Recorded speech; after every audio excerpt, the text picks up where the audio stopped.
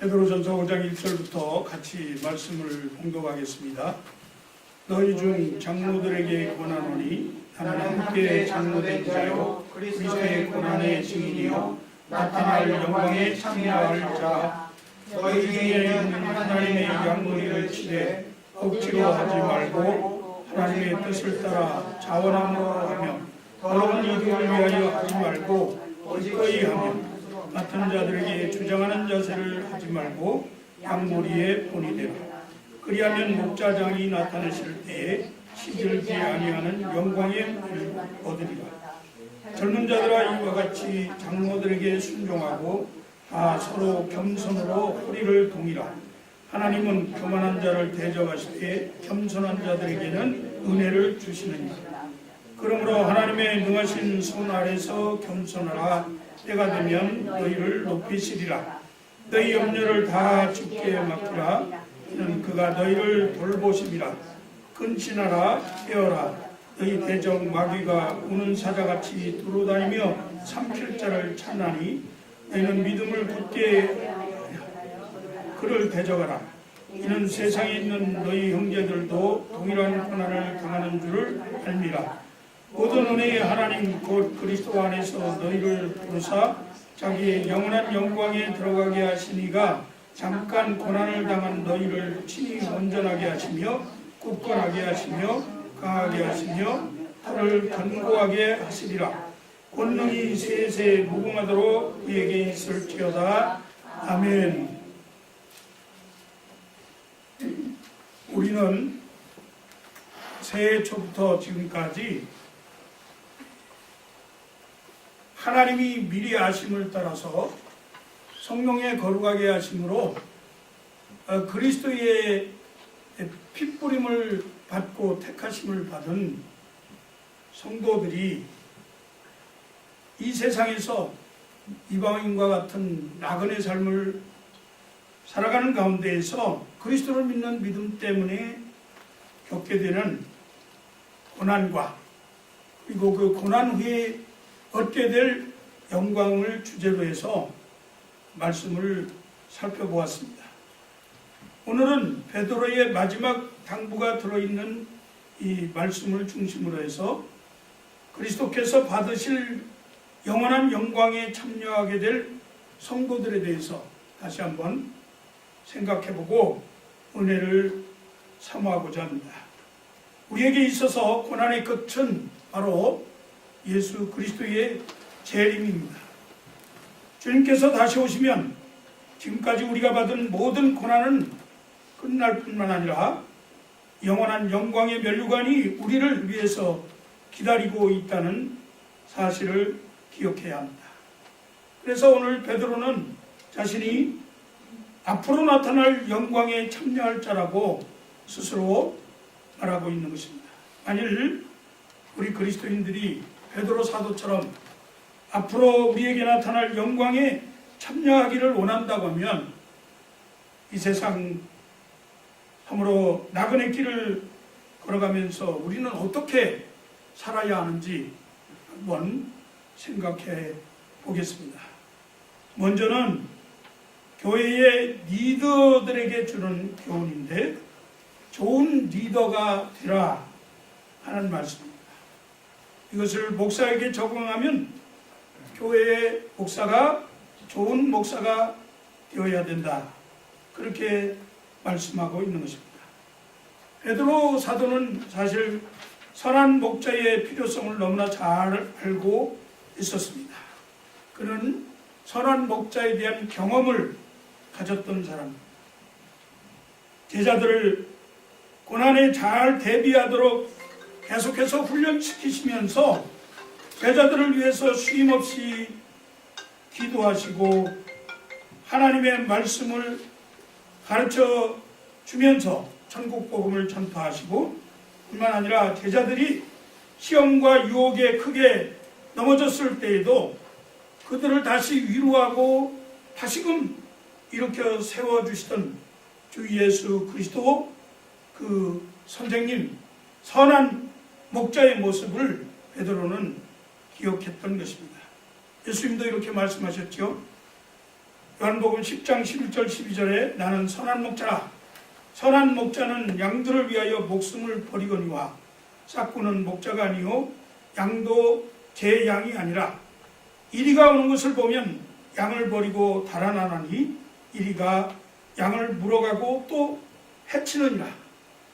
이 말씀을 생각하면서 그저간 저도 양들을 위해서 목숨을 바칠 수 있는 교회의 리더가 되기를 다시 한번 소망하고 다짐해 봅니다.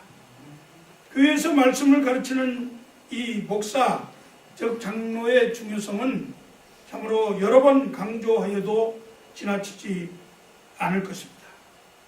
하나님께서는 이 땅에서 나그네와 같은 삶을 살아가는 자신의 백성들이 고아와 같이 또 목자 없는 양같이 유리방황하도록 방치하지 않으시고 신실한 일꾼들을 부르시고 그들을 교회의 감독자로 세우셔서 하나님의 교회와 성도들을 먹이시고 돌아보게 하셨습니다. 그래서 사도 바울은 사도행전 20장 28절에 여러분은 자기를 위하여 또는 온 양떼를 위하여 삼가라. 성령이 그들 가운데 여러분을 감독자로 삼고 하나님이 자기 피로 사신 교회를 보살피게 하셨느니라. 이렇게 말씀했던 것입니다. 오늘날 어떤 사람들은 목사들이 타락하고 부패해서 사리 사욕만 부리면서 교권으로 지배하려고 한다고 교회에서 목사가 없어도 상관이 없다 이렇게 주장하면서 평신도들이 스스로 설교하고 가르치는 교회를 세우기도 합니다. 그러나 이것은 굉장히 위험한 생각입니다. 대부분의 경우 목사의 불필요성을 말하는 사람들은 교만한 마음에 스스로 세움을 얻고자 하거나 혹은 남의 권위에 복종하는 것을 원치 않기 때문에 그와 같은 행동을 하는 것입니다. 물론 목사도 인간인지라 때론 실수와 잘못을 범하기도 하고 죄의 유혹에 넘어가는 경우도 있습니다. 그러나 여러분, 목사의 직분은 하나님께서 교회를 위해서 세우신 질서라는 것을 인정하셔야 합니다. 성경 지식이 많다고 해서 또는 스스로 어떤 일을 할 수 있다고 생각해서 모든 사람을 목사로 하나님이 부르시지 않고 하나님께서는 특별히 선택된 사람을 자신의 무한한 지혜로 기름 부으시고 하나님의 교회를 위해서 목사로 세워주셨습니다. 그들을 통해서 자신의 백성에게 언약으로 말씀하시고 선한 길, 거룩한 길을 가도록 지도하시며 자신의 구원의 뜻과 은혜를 계시하시면서 교회를 다스릴 영적인 권위를 위임하신 것입니다. 그래서 오늘 본문 5장 1절에서 4절 말씀은 그와 같이 얘기합니다. 너희 중 장로들에게 권하노니 나는 함께 장로된 자요 그리스도의 고난의 증인이요 나타날 영광에 참여할 자니라.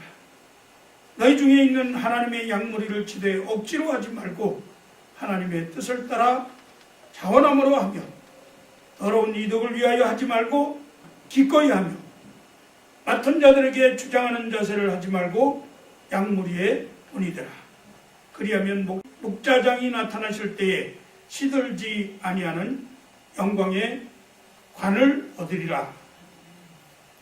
목사는 먼저 늘 성도들과 같은 그런 삶을 살아야 된다고 저는 믿습니다.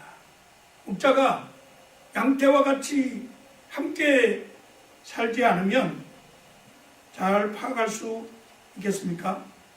목자는 자기가 치는 양무리들의 그 숫자나 또는 건강 상태나 또 영양 상태나 또 적합한 환경이나 이러한 모든 필요한 것들을 날마다 확인하고 부지런히 돌보면서 지켜야 할 것입니다. 그래서 잠언 27장 23절은 내 양떼의 형편을 부지런히 살피며 네 소떼에게 마음을 두라.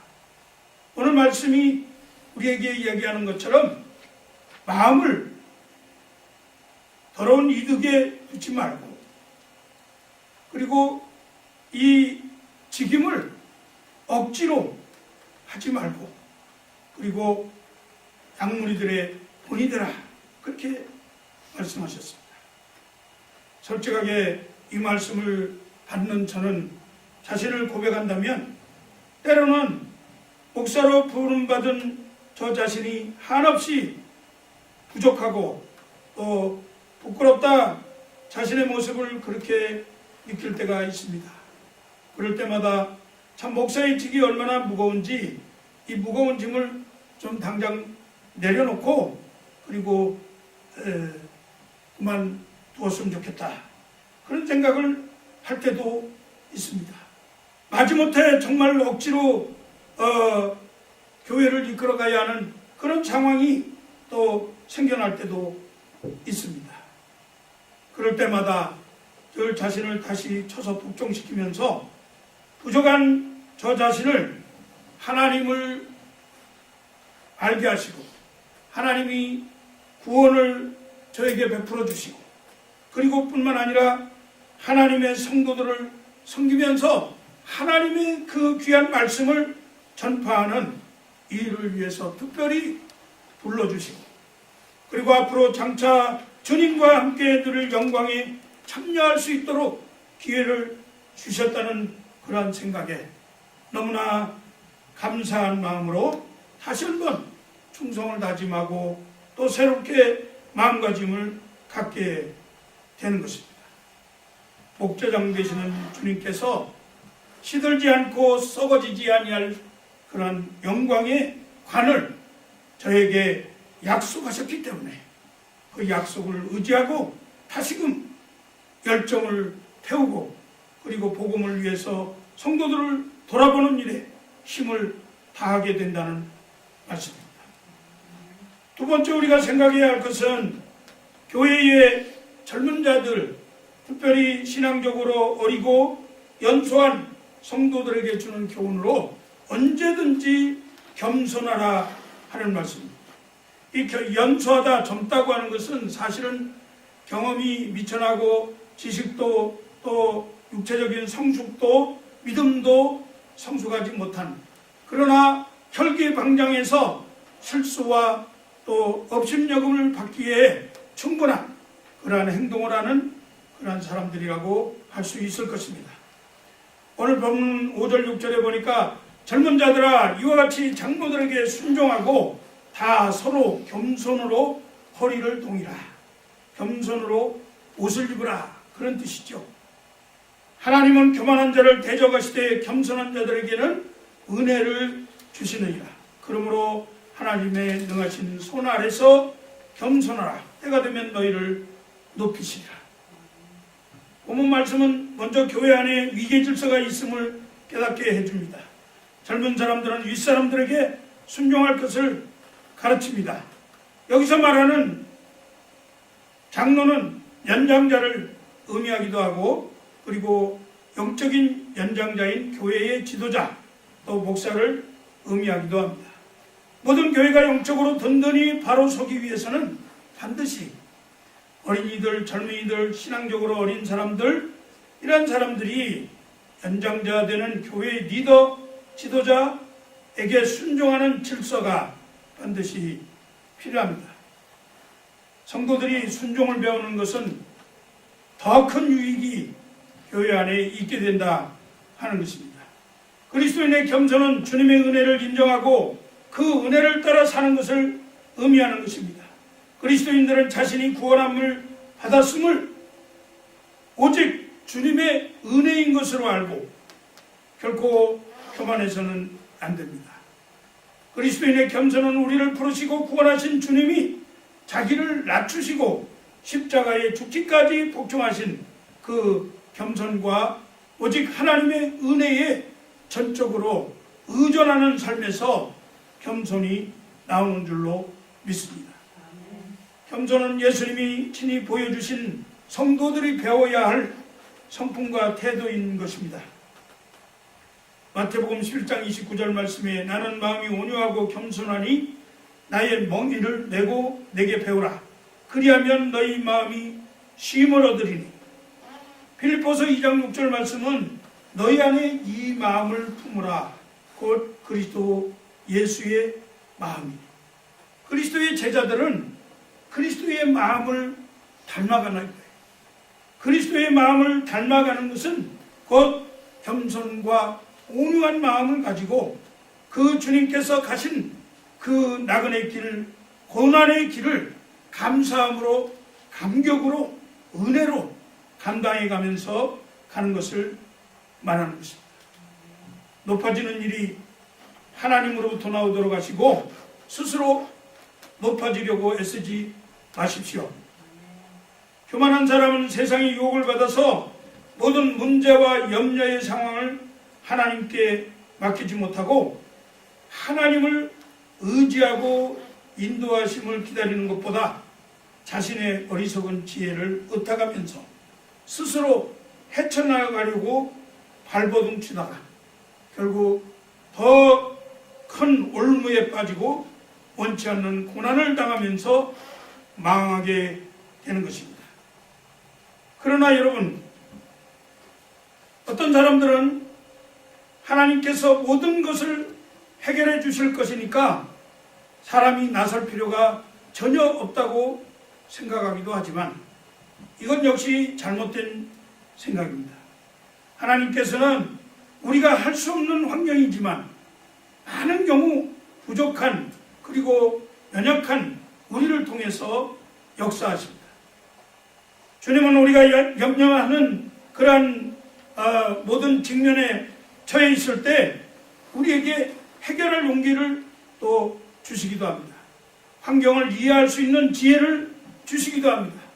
해야 할 그런 힘을 우리에게 주시기도 합니다. 그리고 주님을 신뢰할 만한 믿음을 우리에게 주셔서 하나님의 역사와 은혜를 체험하게 하신다는 것을 기억해야 합니다. 따라서 겸손은 하나님의 인도하심을 구하는 겸손한 그 태도인 것입니다. 주 예수 그리스도의 겸손을 배우고 그 섬김을 따라서 낙인의 길을 걸어갈 때 훗날 우리에게 놀랍고도 영원한 영광에 참여할 수 있는 길을 얻게 되는 것입니다. 이와 같은 은혜가 우리 성도님들에게 있기를 축원합니다. 세 번째 우리가 생각해야 할 것은 영원한 영광을 참여하기를 원하는 성도들은 정신을 차리고 깨어 있어야 한다는 것입니다. 오늘 본문 8절 9절 말씀에 근신하라 깨어라 너희 대적마귀가 우는 사자와 같이 도로다니며 삼킬 자를 찾나니 너희는 믿음을 굳건하게 하여 그를 대적하라. 이는 세상에 있는 너희 형제들도 동일한 고난을 당하는 줄 알미라. 베드로는 마귀가 얼마나 두려운 존재인가 체험한 사람입니다. 예수님이 십자가에 못 박혀 죽으셔야 된다 이렇게 말씀하실 때 금방 마귀에게 그 유혹을 받아서 절대 그럴 수 없습니다 그러면서 혈기를 내었던 사람이죠. 마귀가 우리를 밀가부르듯 이렇게 할 때 참으로 우리는 속수무책으로 당할 수밖에 없는 연약한 존재이기 때문에 마귀에게 시험을 당하지 않으려면 정신을 바짝 차려야 한다는 것입니다. 정신을 차리고 깨어있다는 것은 어떤 일들이 왜 일어났는지 감정적인 결정을 내리기에 앞서서 영적 배후에 되어 있어 다시 한번 깊은 사고와 이해를 갖는 것을 말합니다. 우리는 종종 고난이나 시련이 오면 마귀의 계략이 감춰져 있음을 깨닫지 못하고 감정적인 결정을 내리곤 하기 때문에 정신을 차리고 영적으로 깨어 있어야 한다는 것입니다. 마귀가 하는 일이 무엇입니까? 마귀가 하는 일의 궁극적인 목표는 한 가지입니다. 그것은 우리 성도들을 그리스도를 믿는 믿음에서 떠나게 하는 것입니다. 결국 우리의 산소만 영원한 하나님의 기업에서 떨어져 나가게 만드는 것이 마귀의 하는 일. 하나님을 대적하며 그 은혜와 사랑에서 끊어버리려고 사람들로 하여금 교만하게 하고 염려하게 만드는 것입니다. 시편 2편 1절에서 3절 말씀에 보면 어찌하여 열방이 분노하며 민족들이 허사를 경영하는고 세상의 군왕들이 나서며 관원들이 서로 꾀하여 여호와와 그 기름받은 자를 대적하며 우리가 그 맨 것을 끊고 그 결박을 벗어버리자 하도다. 마귀하는 일이에요. 하나님을 대적하게 하고 서로 꾀해서 하나님께서 우리를 붙잡아 주신 그 하나님의 은혜를 결박으로 여기고 그것을 끊어버리려고 하는 그러한 태도를 가지고 있다는 거죠. 그렇다면 이와 같은 마귀를 우리가 어떻게 대적할 수 있겠습니까? 우리의 힘과 다짐과 우리의 작은 능력 가지고 마귀를 이길 수 없기 때문에 더욱 겸손하게 정신을 차리고 믿음을 굳게 하여서 고난 중에 모든 염려를 주께 맡기라는 것입니다. 오직 마귀를 대적하는 것은 예수 그리스도 십자가 승리를 믿는 믿음뿐입니다. 현재 이 땅에서 성도들이 여러 가지 고난을 받으면서 마귀의 유혹과 시험에 노출되어 있지만 그리스도 안에 있는 성도들은 잠깐 고난을 받으나 그 고난 가운데서도 주님의 십자가 승리와 그 주님을 믿는 믿음으로 더욱 굳게 강하게 견고하게 하시어서 영원한 영광에 들어가게 하신다는 말씀이죠. 요한일서 5장 4절에서 5절 말씀에 보면 무릇 하나님께로서부터 난 자마다 세상을 이기느니라. 세상을 이기는 승리는 이것이니 우리의 믿음이니라. 예수께서 하나님의 아들이심을 믿는 자가 아니면 세상을 이기는 자가 누구냐? 여러분 예수 그리스도가 하나님의 아들이심을 믿습니까? 아멘. 그 믿음 가지고 세상을 이기고 우리에게 당하는 모든 고난을 이긴다 하는 것입니다. 우리가 이 땅에 사는 동안에 고난을 겪지 않을 수 없지만 그 고난은 잠깐인데 그 고난 가운데서도 우리를 굳게 하시고 강하게 하시고 견고하게 하시는 하나님이 계시기 때문에 우리는 그 믿음으로 승리한다 하는 것입니다. 마귀를 대적한다 하는 것입니다. 마지막으로 주님의 재림을 기다리면서 영원한 기업의 소망을 품으라는 것입니다. 오늘 본문 10절 11절 말씀에 모든 은혜의 하나님 곧 그리스도 안에서 너희를 부르사 자기의 영원한 영광에 들어가게 하신 이가 잠깐 고난을 당한 너희를 친히 온전하게 하시며 굳건하게 하시며 강하게 하시며 털을 견고하게 하시리라. 권능이 세세 무궁하도록 그에게 있을지어다. 아멘. 이 말씀은 우리로 하여금 더욱 승리에 대한 확신을 갖게 합니다. 권능이 세세 무궁토록 그에게 있을지어다. 아멘. 베드로는 권능이 세세 무궁토록 우리 주님께 있다고 고백합니다. 그 우리 주님께서 승리의 주가 되셨다는 것이죠. 십자가에 죽으시고 3일 만에 부활하셔서 하나님 보좌 우편에 앉아 계신 우리 주님께서는 모든 권세를 가지신 분입니다. 세상이 볼 때는 십자가에 죽으신 그 주님이 부끄럽고 초라하게 보일지 모르지만 그분은 모든 권세를 가지신 분입니다. 부끄럽게 생각하는 사람들이 그 주님을 싫어해서 버려버렸습니다. 그러나 우리가 사모하고 의지하는 주님은 승리의 주가 되시고 영광의 주가 되시고 심판의 주가 되셨습니다. 실패한 베드로를 다시 세워주시고 다시 주님을 섬길 수 있도록 이끌어준 것은 하나님의 은혜였습니다. 여러분들이 낭망하고 고난 가운데서 절망하면서 헤매고 있을 때 다시금 여러분들을 일으켜 세우신 분은 하나님 은혜라고 하는 사실입니다. 우리 안에서 역사하사 온전하기도 하시고 강하게 하시고 털을 굳건하게 행하시는 분이 하나님이십니다. 우리에게 있는 소망은 바로 전능하신 하나님께서 우리 안에 영으로 계시면서 우리를 붙드시고 우리를 세우시며 성장하도록 이끄신다는 것입니다.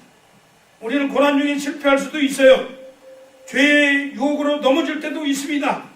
거듭나기 전에 육체의 정욕을 추구하던 생활로 다시금 돌아가려고 할지도 모릅니다.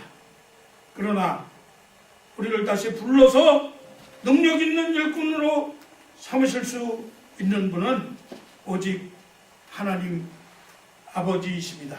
믿습니까? 아멘. 우리가 넘어져도 우리를 다시 일으킬 수 있는 분이 우리에게 있다고 하는 것을 소망으로 간직하시기 바랍니다. 우리의 연약함을 잘 아시는 분이 우리의 중보자가 되시면서 우리의 영원한 소망의 기업이 되신다는 사실을 믿으시기 바랍니다. 이제 말씀을 맺으려고 합니다.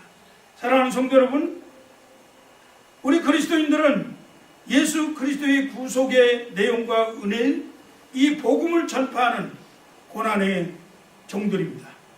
기독교는 예수 그리스도의 고난을 즐거워하면서 그 발자취를 따라가는 십자가 고난의 종교임을 기억하시기 바랍니다. 사도 바울은 이렇게 고백하고 있습니다.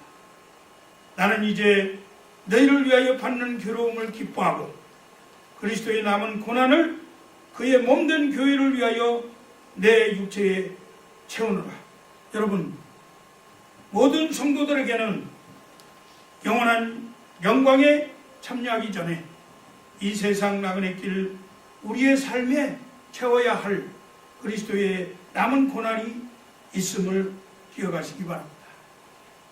베드로를 비롯한 사도들은 그 고난의 의미를 알았고 그 고난의 길을 걸으면서 살았고 그 고난의 증인으로서 우리에게 함께 동참하기를 촉구하고 있는 것입니다. 성령 하나님께서 우리에게 은혜를 주셔서 우리로 하나님의 능하신 손 아래서 겸손하게 하여 주기를 기도합니다. 그리하여 서로 겸손으로 허리를 동이고 순종하는 삶을 살게 하여 주시기를 기도합니다. 또한 우리로 예수 그리스도를 믿는 강력한 믿음을 허락해 주시기를 기도합니다. 그리해서 모든 마귀의 유혹을 이기고 승리하는 자들이 되게 하여 주시기를 기도합니다. 우리 모두 그리스도의 고난에 함께 동참해서 주님께서 재림하실 때에 승리의 영광의 면류관을 받고 하나님의 영원한 영광에 참여하는 우리 그레이스 라이프 한인교회 성도님들 다 되어주시기를 주의 이름으로 축복합니다. 아멘. 기도하겠습니다.